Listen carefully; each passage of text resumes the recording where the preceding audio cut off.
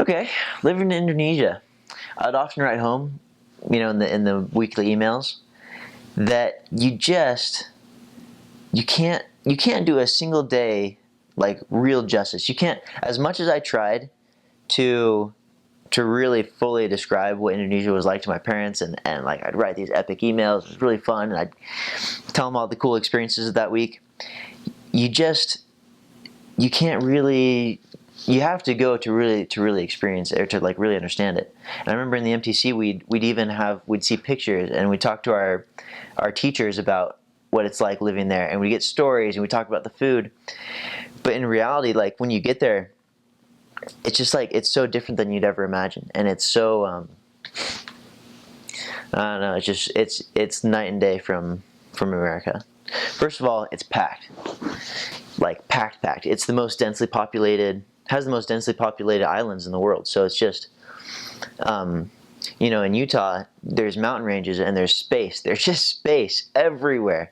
Indonesia, there's not space. There's people everywhere. There's buildings and huts, and just like, I mean, it is packed full of people.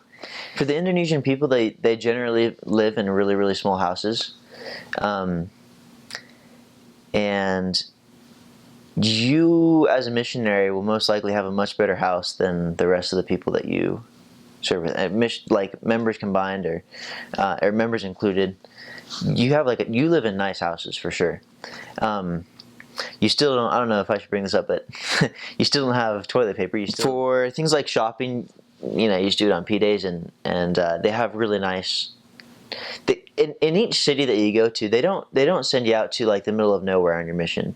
You can choose to bike to the middle of nowhere, from the city that you're in, and you can find places that are extremely remote and really jungly, or just like deserted, and actually never deserted really. There's people everywhere, but jungly, and in absence of like concrete and buildings and stuff. But in every city that you go to, you're always going to have a really nice, like Western style grocery store. So that's, food's really easy to pick up on.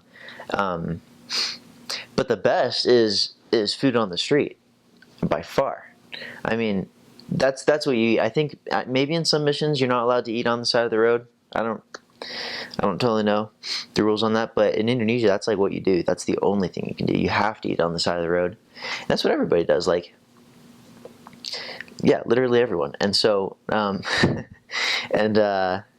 food on the street is so ridiculously good, and yet at the same time, when you first get there, it's really hard to. It took me probably a month to really start liking the food. It's really different kind of food. Really, really, really spicy. The water that they give you it's boiled to burn off like any impurities or any bacteria or whatever. So you're eating like really spicy food with really hot water, and it's like really hot outside. And so you're just sweating bullets, for breakfast and for lunch and for dinner. Like you're just always sweating. Always, always, always sweating. Doesn't matter if it's nighttime, you're like constantly sweating.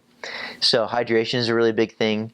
But they have these things called Indomarts all over the road, and so like you're constantly buying water bottles and like getting drinks and stuff and ice cream and like and you just use every single opportunity like that every time you go in a store or anytime you do anything to talk to people, and it doesn't really distract or take away from your day as a missionary. The people in Indonesia, when I was there, you'd see a lot of manual labor, lots of manual labor. And so sometimes it gets really difficult to meet with anybody and teach them lessons because they're so busy. I mean, they make nothing, make absolutely nothing. They're extremely, the lifestyle over there is extremely inexpensive. And a lot of poor people, and so they spend a lot of time working, and because of that, sometimes it's hard to meet with them.